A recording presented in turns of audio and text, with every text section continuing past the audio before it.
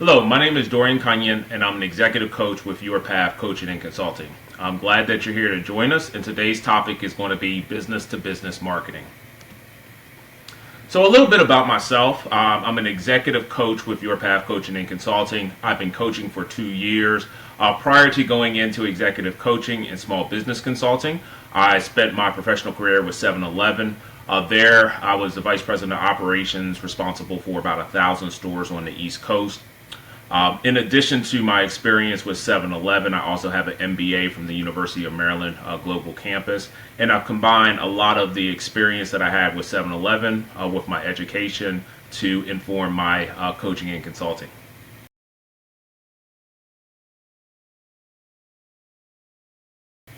As far as the purpose of today's session, we really want to accomplish 3 things.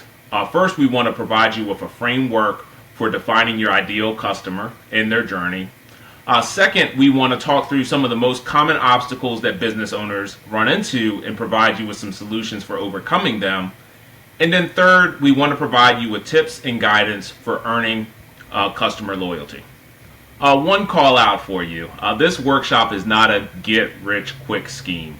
There's a lot of people online, and especially on LinkedIn, that will tell you that they can help you attract 6 figures worth of customers overnight. Our methodology is one that requires commitment, it requires intentionality, but if you stick to it over time, you're going to see incremental customers and incremental revenue growth. For the purpose of this presentation, we decided to create a fictional business owner. We found that as we talk through this with business owners, it's a lot easier for them to understand some of the concepts and the methodology when they look at it from the lens of another business owner. The business owner that we're going to be talking about today is Isabella Johnson. She's a former teacher, and she has a background in marketing. She decided to enter into owning her own business because she just wanted something a little bit different from working inside the school system. She's been doing this business for about 5 years. The business is focused on social media marketing, and her primary customers are startups and small business owners. Since starting her business, she's been able to add 3 employees, actually 3 contractors. One is a virtual assistant, one is a graphic designer, and one is a copywriter.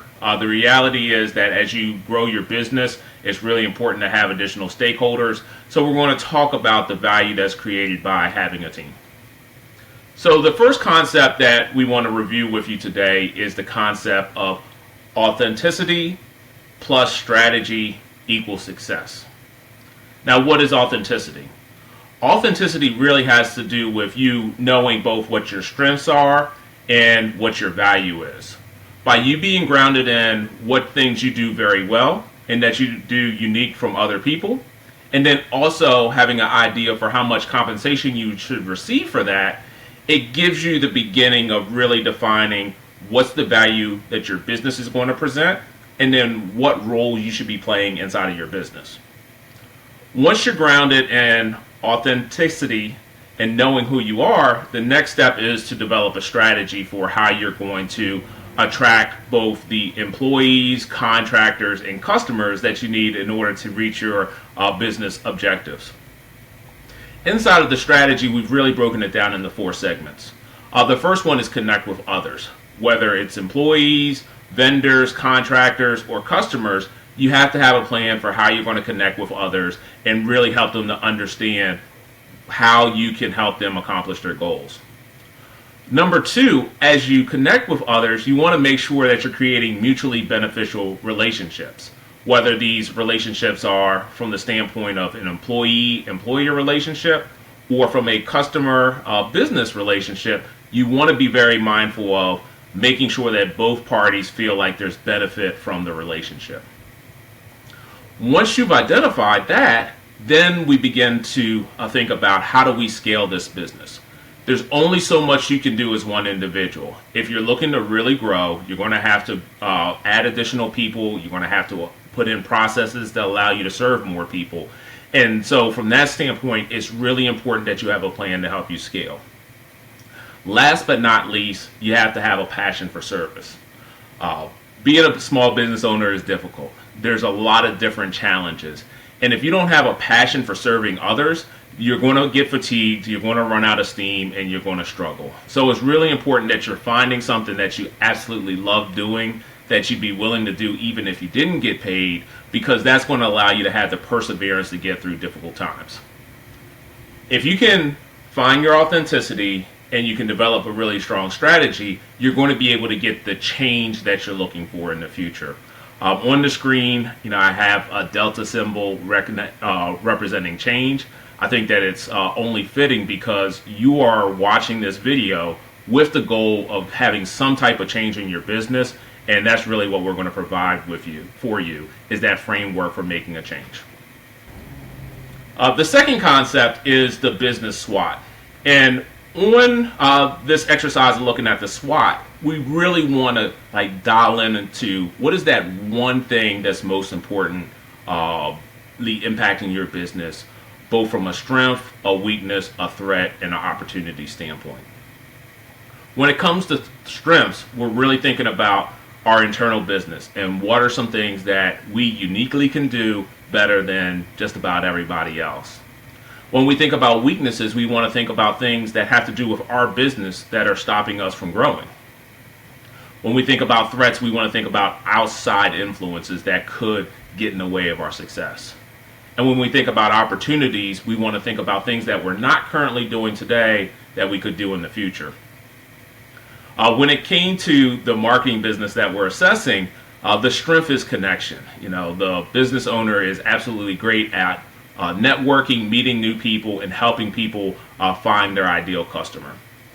Their weakness is prioritization. There's just a lot of things that they want to do, and they struggle to identify what's the most important thing to do right now.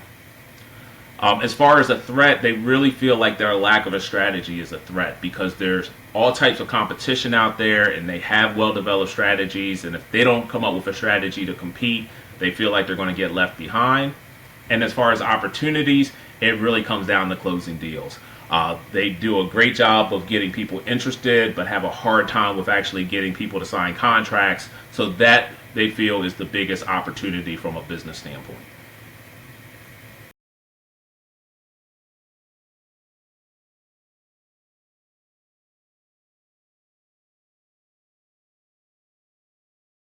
The number 5 concept is to have a business canvas. If you're not familiar with this tool, I'm going to walk through it very quickly just so you have a general understanding, and I'll also share a recommendation if you're looking to learn more. So with the business canvas, it all starts in the middle. You want to take time to define what is your value proposition, what makes your business unique. By clarifying what your value proposition is, it makes it easier for you to identify what are the key activities, resources, and partners you need in order to bring that value to life. And then it also allows you to define what are the key relationships, customers, and segments that you want to focus on so that you can generate revenue. Profits are generated by the difference between all of the costs that you incur with setting up the business and taking care of customers versus the revenue that you're able to bring in. Once you define your value proposition, it's good to work on the left side of the screen. Start to outline what are some of the key activities that you have to do in order to run your business. It might be keeping track of the books. It might be advertising. It might be hiring employees. You want to detail all of those activities so you can really start to think about what are these activities going to cost you, both from a time and from a money standpoint. Once you have that established, take some time to think about what are some of the key resources that you're going to need. Do you need computers? Do you need a website? Are there source materials that you need for taking care of your customers?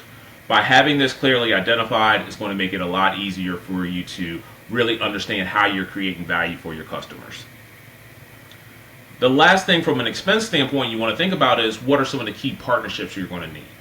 Are you going to need a lawyer? Are you going to need a CPA?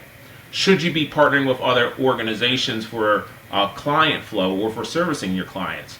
The more you can kind of think about these things up front, the better you're going to be able to articulate the value that you're providing for customers by you being the middleman between some of these key activities and resources and the end output of product or services that your customers are receiving.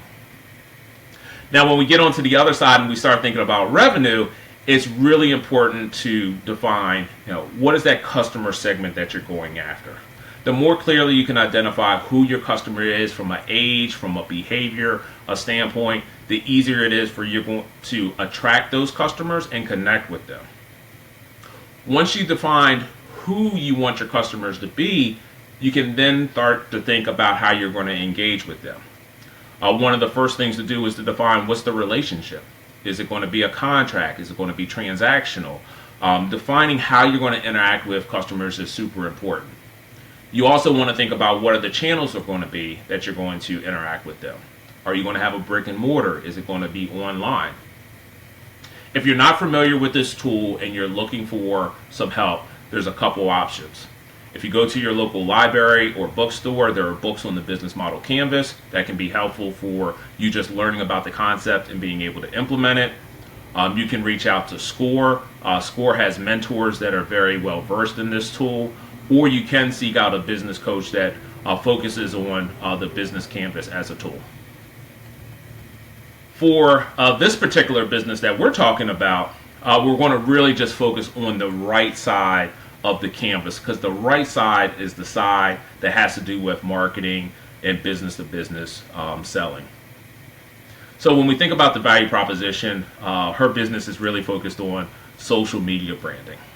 And when we think about the type of relationship she has, it's a contract.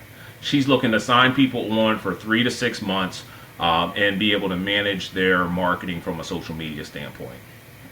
As far as the type of customers that she'd ideally like to work with, the focus really is on local customers. She believes in the power of face-to-face interactions. She knows that older business owners typically like to outsource social media, so she's really been focusing on that demographic. And then as far as types of businesses, she's been looking at restaurants, retailers, speakers, coaches, and consultants. When it comes to the different channels and how she interacts and communicates with them, a lot of it is face-to-face. She does have some virtual meetings. As far as the support she does, it's through social media, the website, and other digital communications. When you start to bottom line everything, the business is generally generating $50,000 a year now. Ideally, it would be able to grow to $150K, and that's what we're going to spend some time talking about today. How do you develop a marketing strategy that allows you to, significantly grow the revenue of your business? Concept number 6 is all around marketing prioritization. If you think back to the SWOT, one of the things that we identified was that prioritization is one of those struggles. And this is very common with new business owners. There's a lot of ideas out there. There's a lot of consultants that are giving you advice on different things that you want to do. There's a lot of articles that you can read on best practices for attracting customers. This can be overwhelming. It can cause imposter syndrome, and it can really just prevent you from being able to make any type of significant step forward in your business. The recommendation that Amy and I have come up with for this situation is to really take a moment and think about all the possibilities that you have for getting the word out around your business, and really start to prioritize how much time is it going to take you to do some of these activities, and how much money is it going to take you. We chose time and money because those generally are the scarcest resources that new business owners have. You only have so much time in the day, and you only have so much money to invest. So you really want to make sure that you're being intentional about how you're spending both of those. So this is your time to take out a piece of paper, and I want you to, write down all of the potential marketing activities that you could do. And then I want you to start to rank them. 1 being the items that take you the least amount of time, and all the way up to the highest number for what takes you the most amount of time. Conversely, I'd like you to do the same thing from a money standpoint. Rank those activities based off of how much money you're going to spend, with 1 being those items that are going to cost you the least, and the highest number being what's going to cost you the most. When you're done, you can add these 2 numbers together, and it will help you to really have a visual representation of how much time and money is going to take you to do these different activities. We did this exercise for marketing Ashland, and this is what we identified. We identified that networking was an activity that didn't really cost a whole lot and didn't take a lot of time. So that was definitely an activity that we would say is really more dedicating a lot of time to identifying what type of networking events that are going to have your ideal customer at and to go to. We also identified social media as being something that, took a little bit of time and cost a little bit of money, but again, a very worthwhile use of resources because there's a general belief that there can be some good leads that are generated through using social media. And then we took a look at blogs. Within that first section, you can see blogs are another item that isn't taking out a lot of time, is not causing a lot of money, so potentially that might be another activity that's worth doing. As you're thinking through the prioritization, the one variable that we didn't necessarily talk about in the original ranking but needs to be taken in consideration when you actually prioritize activities is what activities you believe are going to be most effective. We know that certain activities are expensive. For example, going to events. But from talking with a lot of business owners, going to events, hosting events can be extremely successful as far as generating new clients. So this ranking initially is just to help you kind of narrow in and have some guiding principles for making decisions. As you start to actually determine what your strategy is going to be, you are going to want to layer in a few higher cost, more time consuming activities just to make sure that you have a round strategy. But in doing so, you want to make sure that you're working within both your time and your money budget to ensure that you're not running out of either. One closing point on this. It is absolutely important that you identify a few activities that you're going to commit to, test them out for 60 days, see what the results are. If you don't feel like you're getting enough lead flow, then you can adjust your strategies, try something new. If you feel like you're getting good lead flow, then continue doing it. But if something just does not seem to be working, feel comfortable divesting that activity, go back to your sheet, pick another activity to do, because that's where you're going to be able to find the right strategy for your individual business.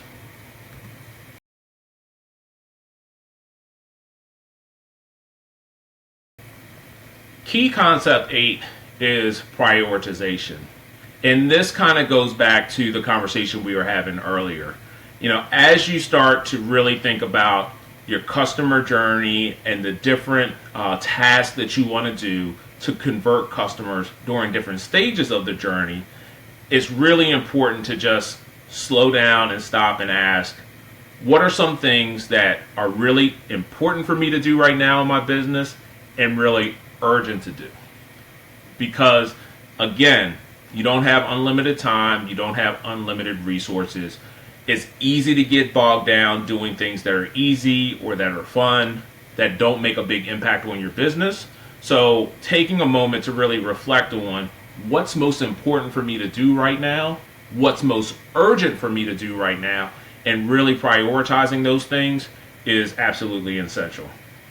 So what's on the screen right now is an Eisenhower matrix. This is a tool that I use with just about every single one of my clients to help them with prioritization. On the left-hand side, you'll see the quadrant that's labeled plan. And the things that you want to plan are the things that are both important but also not urgent. You have enough time to really be thoughtful about designing how you want to tackle these things and making sure that they're done right. So taking the time to develop a plan around these items is going to help you to be successful in the long term.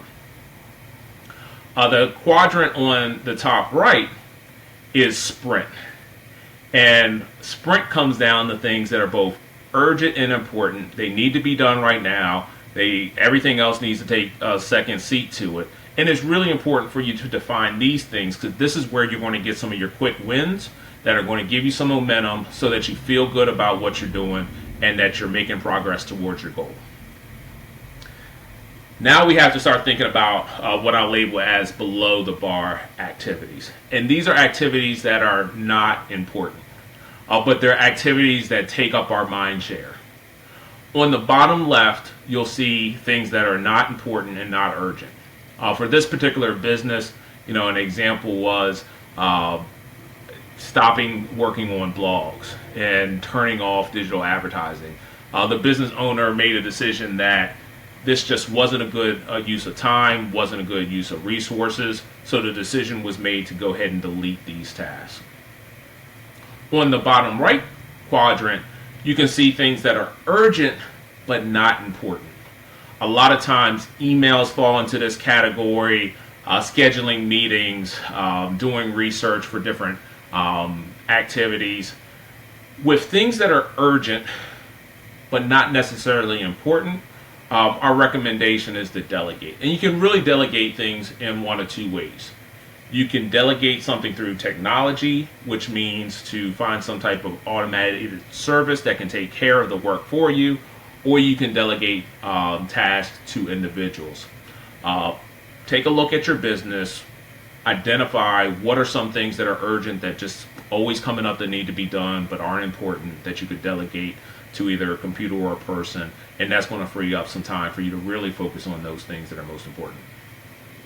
So in summary, if you're really trying to drive growth inside of your business, it's important for you to focus on 5 things. At the center and the most important thing is to be authentic. The more that you focus on your strengths, the more that you value yourself and you set some parameters around what you will and won't do, the more success you're going to have in your business, attracting the type of customers that need you. Once you define who you are and what your value is, then a lot of effort needs to go towards connecting with others. And there's a whole lot of ways you can connect with others. And we've talked through many of them today. You can attend events. You can ramp up your social media. You can have a web page. The key thing is to find what feels authentic and right for you as far as connecting with others. Once you connect with others, now it's time to figure out how you can have a mutually beneficial relationship. This is going to require for you to get to know your customer and what their needs are. It's going to require for you to communicate what things you do very well and how you can add value. But the key here is to make sure that you find what's that right balance between how you can help people and what needs they need help with. As you're doing that, once you're able to get a customer, sign a contract with them, sell them a product, it's crucial that you do everything to serve them. The lifetime value of a customer is one of the most important metrics that you can measure. Anybody can sell to a customer once, but if you can sell to a customer once and they can tell other people about the service because they liked it so much, or they tell people about the product, then you're going to get so much more value from that customer. If that customer comes back and purchases another item from you or service from you, you're going to get so much more value. That only happens if you have a passion for service and you take care of your customers' needs. So as much effort as you put into marketing, as much effort as you put into selling, make sure you're putting an equal amount of effort into serving your customers, because that's how you're going to get repeat business. That's how you're going to get testimonials. That's how you're going to get the referrals necessary for you to really grow. As you start to grow, you have to come up with a plan for ensuring that you can provide that same high quality of service day in, day out to every single customer that comes in. The reality is you're always going to have a few people that are disappointed.